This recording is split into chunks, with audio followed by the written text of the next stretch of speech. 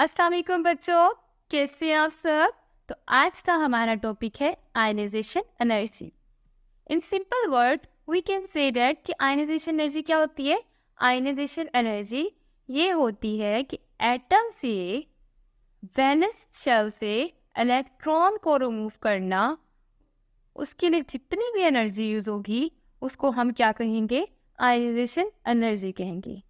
And इस diagram में देखिए एटम बना हुआ है और वैलेंस शेल से देखिए इलेक्ट्रॉन क्या किया, रिमूव किया है। उसे उसके लिए जितनी भी एनर्जी हमें यूज होगी उसको हम क्या कहेंगे, आयनाइजेशन एनर्जी कहेंगे। लेकिन ये मस्ट याद रखें कि आइसोलेटेड गैसेस एटम होना चाहिए। और आइसोलेटेड गैसेस एटम हम किसे कहते हैं वो हम डिफाइन करते हैं। आइसोलेटेड गैसेस एटम, जब एटम जो है फ्री स्टेट में होता है, ठीक है, फ्री नेचर में होता है, फ्री स्टेट में होता है, तो उसको हम क्या कहते हैं, गैसियस स्टेट कहते हैं। गैसियस स्टेट मतलब ग्राउंड स्टेट होता है, ठीक है। और क्योंकि वो उस पर अपने ग्राउंड स्टेट में होगा, किसी भी और एटम के साथ बाउंड नहीं होगा। जैसे एक क्लोरीन है, क्लोरीन अकेला है और ये जो है आइसोलेटेड गैसेस एटम की एग्जाम्पल है। But if in bounded state, तो ये सॉलिड जैसे लिक्विड स्टेट में होगा, ये मीन कि ये क्या होगा, बाउंडेड स्टेट में होगा। तो इसमें जो है हमें बहुत ज़्यादा एनर्जी की ज़रूरत होगी, हाई एनर्जी की ज़रूरत होगी। इसीलिए जो है हम जो है बाउंडेड स्टेट में, लाइक लिक्विड स्टेट में जो है या सॉलिड स्टेट में आयनाइजेशन एनर्जी को नहीं लेते, बल्कि हम किस में लेते हैं, गैसेस स्टेट में लेते हैं, क्योंकि आयनाइजेशन एनर्जी मिनिमम इसकी अमाउंट होती है। तो एक इलेक्ट्रॉन को रिमूव करने के लिए जो एनर्जी होती है उसे हम कहते हैं फर्स्ट आयनाइजेशन एनर्जी। जैसे यहाँ पे सोडियम की एग्जांपल है, सोडियम से एक इलेक्ट्रॉन रिमूव किया है, क्योंकि इसके वैलेंस शेल में एक इलेक्ट्रॉन होता है, उसको रिमूव किया है तो Na प्लस प्लस इलेक्ट्रॉन बाहर आ गए, ठीक है। जब इलेक्ट्रॉन को रिमूव करते हैं तो यहाँ पे पॉजिटिव चार्ज आएगा और कितनी एनर्जी यूज हुई है, कितनी आयनाइजेशन एनर्जी यूज हुई है, प्लस 496 किलो जूल पर मोल एनर्जी जो है वो यूज हुई है। इसके बाद अगर ज़्यादा से ज़्यादा इलेक्ट्रॉन यूज रिमूव करने हैं, लाइक मोर देन वन, से एक से ज़्यादा इलेक्ट्रॉन रिमूव करने हैं हमने अपने वैलेंस शेल से, तो हमें ज़्यादा से ज़्यादा क्या करनी पड़ेगी, एनर्जी रिक्वायर्ड करनी पड़ेगी। जैसे कि सेकंड ग्रुप है हमारे पास, ग्रुप 2 और 3 एलिमेंट्स हैं, उसमें जो है ज़्यादा इलेक्ट्रॉन होते हैं उनके शेल्स में, तो यहाँ पे हमें क्या प्रोवाइड करनी पड़ेगी, मोर आयनाइजेशन एनर्जी वैल्यूज़ क्या है प्रोवाइड करनी पड़ेंगी। तो नेक्स्ट हम जो है मूव करते हैं trends in periods and groups. Periods में जो ट्रेंड होगा, लाइक पीरियड्स में हम कहाँ मूव करते हैं, लेफ्ट टू राइट मूव करते हैं, तो आयनाइजेशन एनर्जी क्या होगी, यहाँ पे इंक्रीज होगी। अब इंक्रीज कैसे होगी ये हम देखते हैं। इसकी रीज़न ये है कि साइज ऑफ एटम क्या होता है, बहुत ज़्यादा कम होता है। जब हमें पता है कि एटम का साइज बहुत ज़्यादा कम होगा तो वैलेंस शेल जो होगा वो न्यूक्लियस के साथ ज़्यादा अट्रैक्ट होगा, ठीक है। मतलब कि वैलेंस जो शेल में इलेक्ट्रॉन है, वैलेंस इलेक्ट्रॉन है, वो held strongly by the electrostatic force of nucleus. Electrostatic force of attraction की वजह से जो न्यूक्लियस के साथ ज़्यादा अटैच होंगे।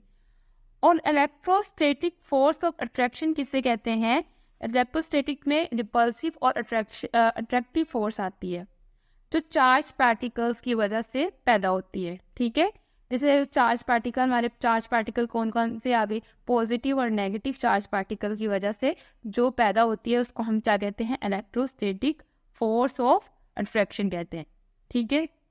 ये आपको थोड़ा सा मैं डिफाइन कर दिया। वैसे जो है आपने याद रखना है कि इलेक्ट्रो फोर्स ऑफ अट्रैक्शन जो है, साइज ऑफ एटम डिक्रीज होता है तो इलेक्ट्रोस्टैटिक फोर्स ऑफ अट्रैक्शन क्या होती है, इंक्रीज होती है। इसलिए न्यूक्लियस के साथ जो है वैलेंस शेल की अट्रैक्शन बहुत ज़्यादा होगी और जिसकी वजह से हमें ज़्यादा एनर्जी की ज़रूरत होगी ताकि हम इलेक्ट्रॉन को रिमूव कर सकें, ठीक है।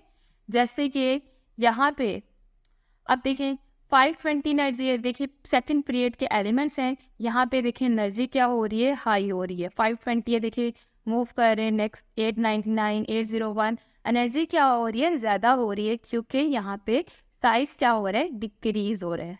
तो आपने याद रखना है जिसका जहाँ पे साइज डिक्रीज होगा वहाँ पे आयनाइजेशन एनर्जी क्या होगी, हमें ज़्यादा देनी पड़ेगी। And next move to word group.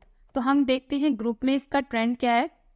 Top to bottom जब हम मूव करते हैं ग्रुप में, तो वहाँ पे शेल नंबर क्या हो रहे होते हैं, इंक्रीज हो रहे होते हैं। शेल नंबर क्या हो रहे होते हैं, इंक्रीज हो रहे होते हैं, जिसकी वजह से इलेक्ट्रॉन्स की मतलब कि न्यूक्लियस और जो है वैलेंस इलेक्ट्रॉन की अट्रैक्शन क्या हो रही होती है, बहुत ही कम हो रही होती है। अट्रैक्शन क्या हो रही होती है, कम हो रही होती है, जिसकी वजह से जो है आयनाइजेशन एनर्जी क्या होगी, डिक्रीज होगी, और हम जो है इलेक्ट्रॉन को ईजिली निकाल सकते हैं। ईजिली इलेक्ट्रॉन्स क्या कर सकते हैं, रिमूव हो सकते हैं। ठीक है, जितना ज़्यादा शेल इंक्रीज होगा, लाइक शेल नंबर इंक्रीज होंगे, इसका साइज ऑफ एटम इंक्रीज होगा। बेसिक हमें पता है कि अगर शेल नंबर इंक्रीज होंगे तो साइज ऑफ एटम भी इंक्रीज हो रहा है, इसकी वजह से हमारी आयनाइजेशन एनर्जी है वो कम से कम देनी पड़ेगी। जैसे यहाँ पे फर्स्ट ग्रुप पे एलिमेंट हैं lithium, sodium, potassium, rubidium, caesium. यहाँ पे देखिए आयनाइजेशन 520 है, और यहाँ पे जब हम टॉप टू बॉटम लुक कर रहे हैं एनर्जी क्या हो रही है, कम हो रही है। देखिए 496 हो गई है, 419 हो गई है, और 403 हो गई, और 377 जो है वो एनर्जी हो रही है, लाइक यहाँ पे क्या हो रहा है, डिक्रीज हो रहा है। तो इस जो है हम लोगों ने लेक्चर में क्या देखा है, आयनाइजेशन एनर्जी को डिफाइन किया है। फिर इसके बाद जो है हमने इसका ट्रेंड देखा है पीरियड्स में और ग्रुप में। ठीक है, ओके, थैंक यू, अल्लाह हाफिज़।